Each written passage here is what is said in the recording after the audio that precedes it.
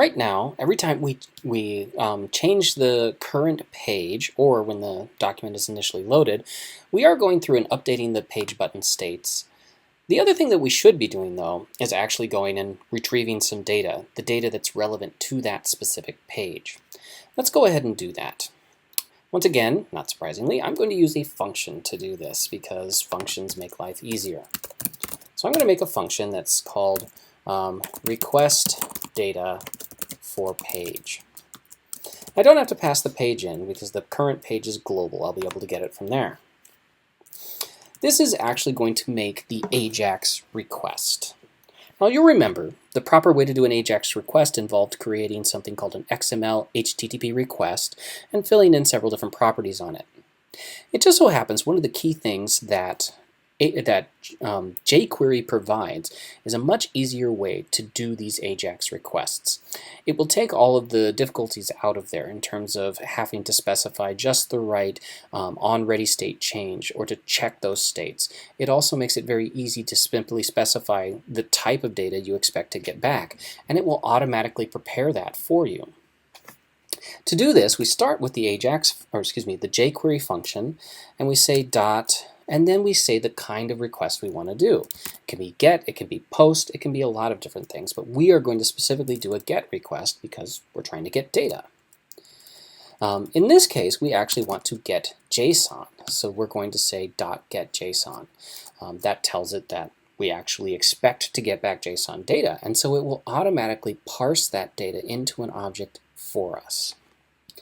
Now all we need to do is tell it where to go. Well, our endpoint is called peoplejson.php, and it needs two parameters. It needs to know what page you're on, and in our case, we can specify that with cur page. Let's go ahead and turn this into a template string so that we can put it right in line.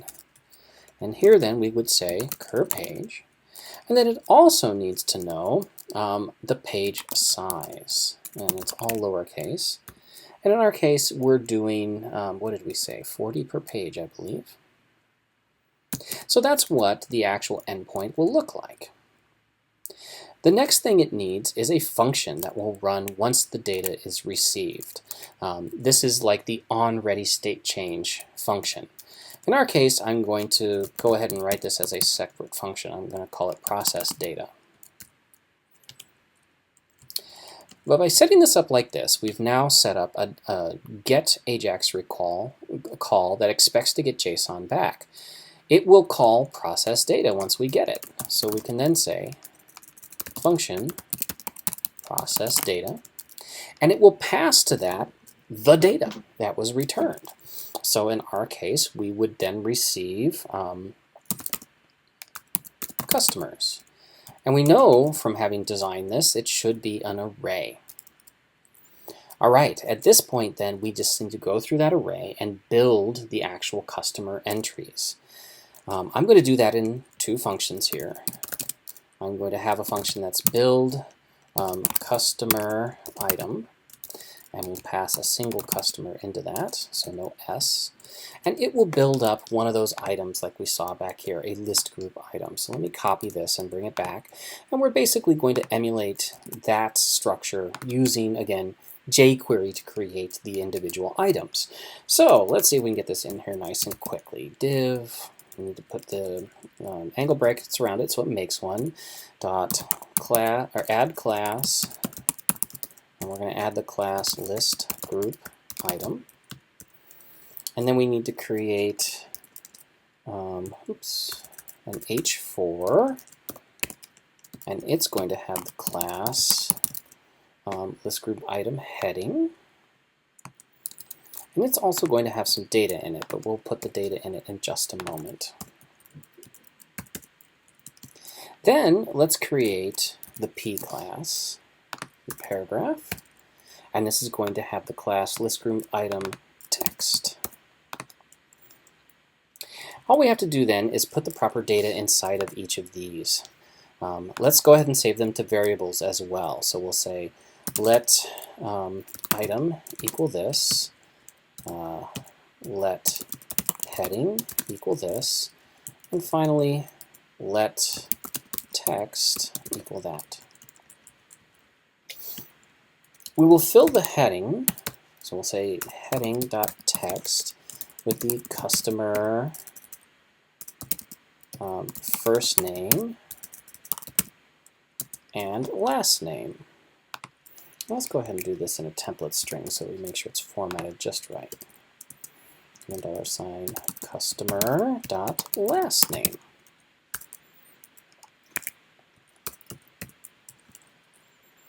Then we will also do something similar with the text here. We're going to say text.text.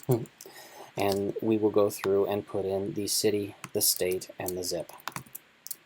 So .city. We'll put a comma in this time. .state.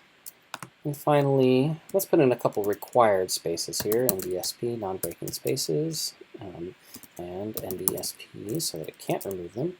And then we'll do $customer.zip.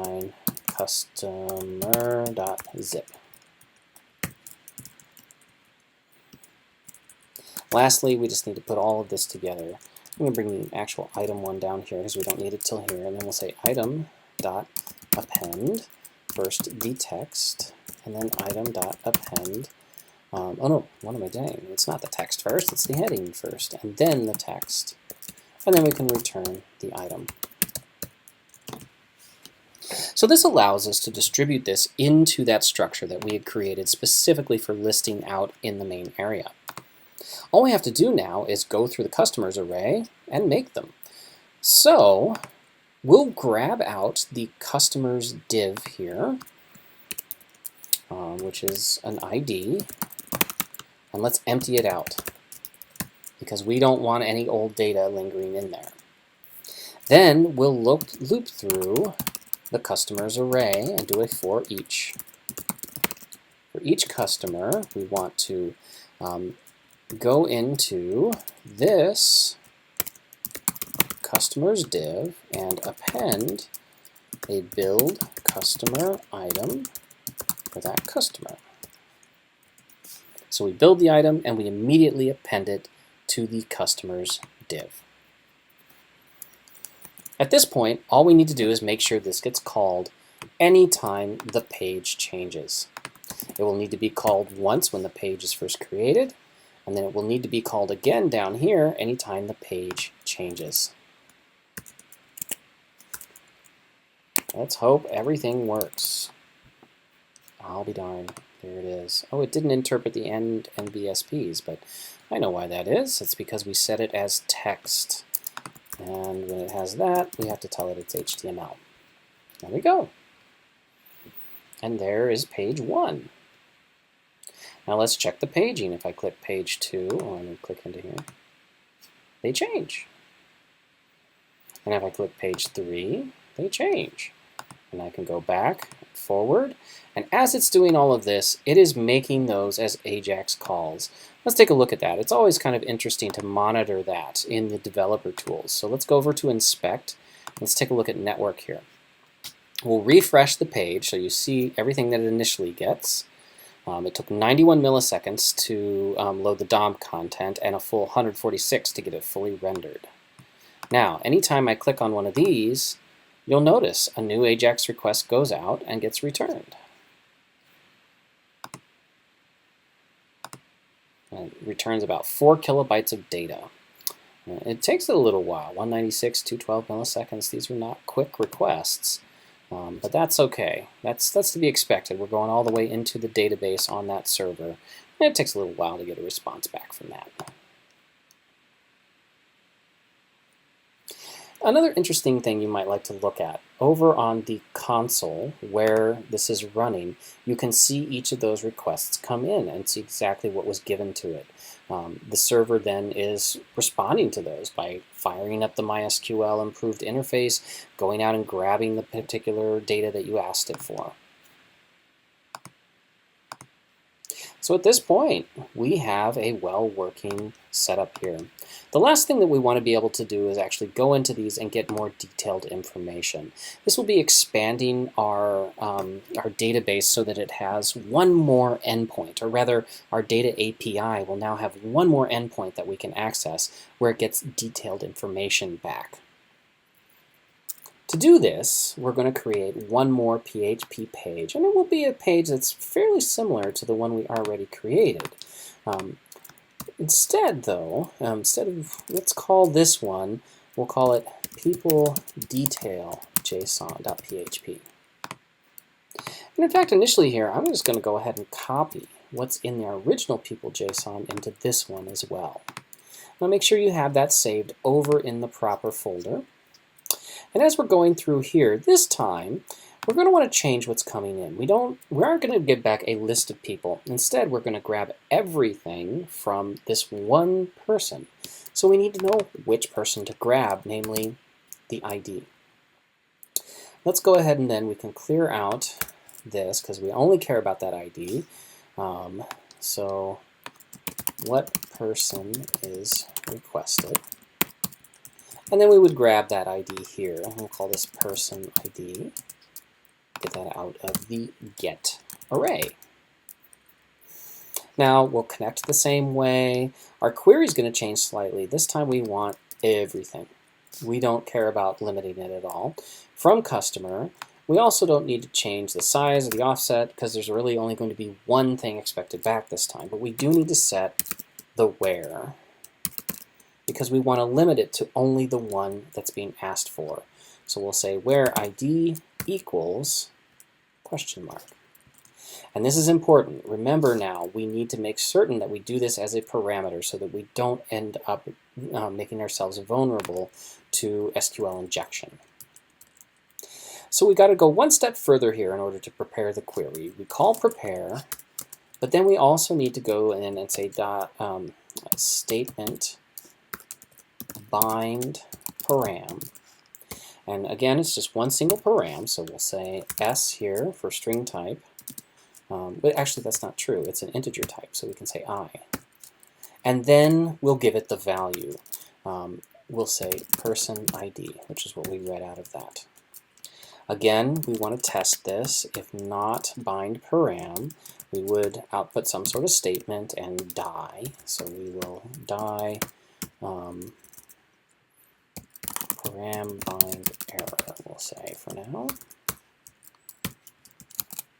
All right, there we go. Let's go ahead and navigate to this specific page here so that we can test it. People detail json.php. We have an error. What did I do? Parse error on line 23. Aha, yep, there, right there. Missing get params. Yes, we did not specify an ID, so let's go ahead and specify an ID. Question mark ID equals 1. And there we go. Wow, it's already working. Imagine that. So at this point, the rest of what's here is almost perfect. We'd want to make sure we get a result. We'd also want to make sure that that result is in fact exactly equal to 1. So here we say if the result numRows does not perfectly equal 1, then we wouldn't go on. The other thing we should do here is the way we print them out. We don't have to be so complex here. We can basically say right here, let's go ahead and just say person data equals fetch associative, echo JSON encode person data, and that's all we need. It's one single object. As soon as we encode it, it's ready to go. Let's save this, and let's refresh this page. I've noticed that browser sync doesn't keep pages in sync if they aren't the base page. That's something I'll have to fix in the future, but for now, here we are. We ask for a particular person, it will give us back its details. Notice this had a lot in common with what we just did on that very first version of this page. So this is not a big thing to have to make after you've already made the one that gives you back the list of people. All right, with that in place, we can now come back to our index.html. What I'd like to do, naturally, what I always end up doing, I would like to pop up a modal. And this modal will contain detailed information for the person, and it should pop up whenever we click on one of these people. So to do that, I'm going to start first by mocking up the modal itself. The modal always wants to go down after the actual content div. And I always feel compelled to look up exactly how modal works. So I'm going to go W3 schools, bootstrap, modal. I like to start with the example on their page because modals are fairly complex. And getting all the bits and pieces in there really isn't what this class is about when you can just go look it up. Now we don't need the button to trigger it, so we'll just include the modal itself up to there. And I'm just going to drop it literally right in here. It won't show up until we actually trigger it in some way, so there's no harm in just dropping it right in. Now here's a few things that we're going to want to think about. How do we want to format this? The modal title probably wants to be the person's name, so I'll put in something here that mocks that up. The modal body then needs to contain all their critical information, so we should start with probably the street address, and then we would almost certainly want the rest of the typical mailing address. So we would have Menominee, Wisconsin 54751. We're going to have other information as well, though. We're going to have an email and a phone number. So why don't we make sure those are included too? We could do this one right here, small, and say s at uwstout.edu. And in addition, where do we want to put the phone number? Why don't we just put the phone number on a new P element here. We'll keep it simple, more or less. And we would include the phone number, 715-232-5119, which is not my phone number, but I'm just putting something in there. All right, let's save this, and then let's take a look at what we get. Now what I'd like to do is whenever we click on these, it should pull up one of these people. For now, what we'll do, we'll come over here and just make sure that they are sort of wired up to be clickable. And that is done by simply coming to where we have this, build customer item. And we have this outer div here called item. We can say item.click and give it a function to run. And in our case, we'll say show details. Now, here's where things get a little bit tricky. It should show the details, but what should it show the details for? We need to tell it the specific customer that we want the details to be shown. Well, for that, I need to pass in information. Let's think about how we might write this function, show details. I'd probably like to have the customer ID come in right here. But I can't do that with click. If when we click on it, normally an event comes in. I don't have the option to customize that. The way to get around this is, in fact, to just wrap this in a short little function that, in fact, calls show details and calls it with whatever particular parameter I need to. In this case, customer.id. So what we're actually doing is passing in a function whose only job is to call show details with the right parameter. This is just a little trick that allows us to get around that annoyance of having to somehow pass in information when we don't have control over what parameters are sent for something like a click event. Now, let's take a look here. What did they call this? They called it myModal. That's good enough for me. Let's go ahead and just trigger it for now. We haven't put the information into it, but we'll trigger it just so we can see how it looks.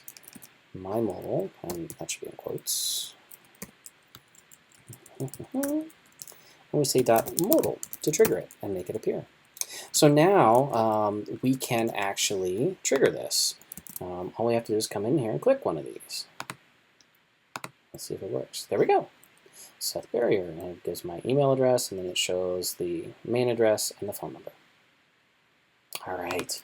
All that's left to do here is to make sure it fills it in with the actual customer information.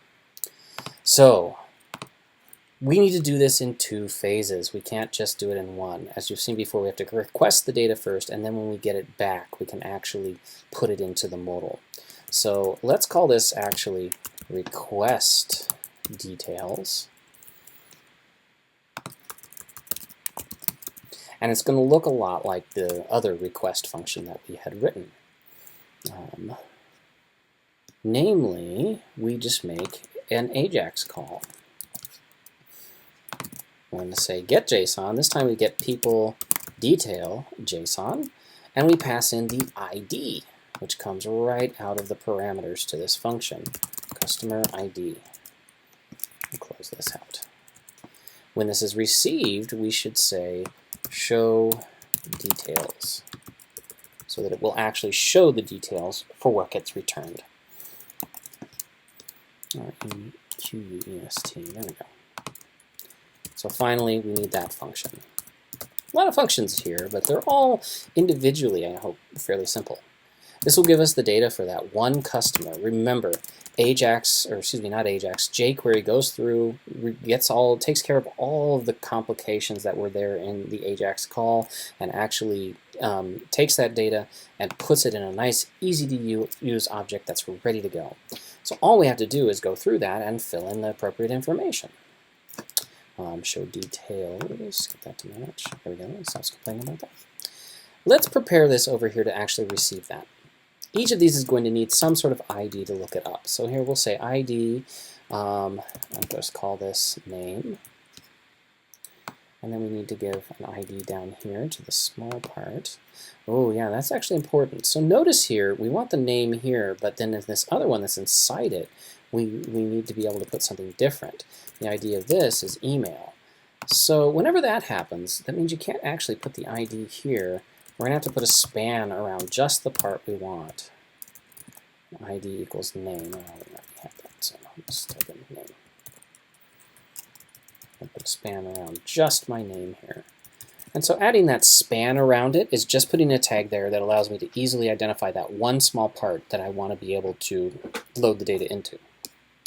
Here again, we're gonna need to do that quite a bit down here in order to get the address and everything looking correct. So here we have a street, and down here we have city. Right here we have state, and then finally we have zip code. And then we need to close all those spans. Close the state, close the city, and close the street. Everything else should still stay there so that it's properly formatted. Here's one that we don't have to add any spans for. We'll say ID equals phone. There we go. I'd also like to make sure that those double spaces that are there after this stay in there. So let's give us one extra one, and NBSP. By having two in there, or having one of those in there, it will preserve one and show the other. In fact, let's just go ahead and put two in there like that, just to make sure. So now we've got the double spaces between the state and the zip code. Now all of this is identified. All we have to do is pull these out and set their text over here programmatically. So again, jQuery makes this pretty easy. Name is going to equal, or dot text, because we want to set its text, and it's going to equal customer dot first name. And remember, we have to set this up to have a little bit of styling to it. And then space, and then $ customer dot last name. There we go. And then we go through and just fill in all these bits and pieces, setting their text as we go. So email is going to be customer dot email. And most of these won't require any formatting like that. In fact, I think it's only the name that will require that. Oh, I totally changed the wrong thing here. This should be changed to email. The function is still text. Then we have city or street, city, state, zip, email, street, city, state, and then I called it zip code, I believe. And then we have one more for phone. And then each of these need to match that. So phone, zip, state, city, and then I believe it's street, address. I think this one is actually phone number. I'll guess that first, and if it's not right, we'll try the other one. So now we've filled in all that data. Last thing we need to do is actually trigger the modal. And so we find the modal, still called my modal, though we could have called it whatever we wanted. and we call the modal function, and that will trigger it and show it. All right, now let's come in here. Let's try Sherelle. There she is, Sherelle Lady. And there's denton@outlook.com. These are random email addresses, so there's no reason that doesn't match all of this. Here's her street address, city and state, and her zip code, and the phone number, all randomly generated. There we go. And now anytime we go into one of these, it dynamically grabs the data from the database. It doesn't grab it until you actually need to see it. It's perfect. This is what we want. There we go. Everything is all together now. And you can see all of these different functions and all these different situations coming together to solve a fairly complex situation and do it all dynamically so that everything is being pulled from the database only when it's needed. We've been able to split this up into multiple pages. All of that is happening now and working together in harmony. One thing I really like about this approach is that the page is entirely done in HTML, supported by JavaScript here, though there's very little HTML inside the JavaScript, if none at all. jQuery enables that pretty darn well. The PHP pages all deal with JSON, and we really do that with just one simple function. You don't see HTML embedded inside of these pages. When you separate that so that the PHP is managing the data and is managed and is accessed via AJAX, PHP really starts to make a lot more sense. You can use it to generate the page, but really, HTML and JavaScript are much better suited for that. Now, if you do continue on in your studies of web programming, you'll see that eventually we're able to even use JavaScript on the server side, and you'll be able to have everything working in JavaScript then. This creates some uniformity across all of this. You don't have to worry about all the peculiarities of PHP. This is getting to be the modern approach, but this setup right now that I'm showing you here, where PHP sort of forms the back end and JavaScript and HTML form the front end, that is very much the modern sort of robust approach that most servers use when you're doing web programming.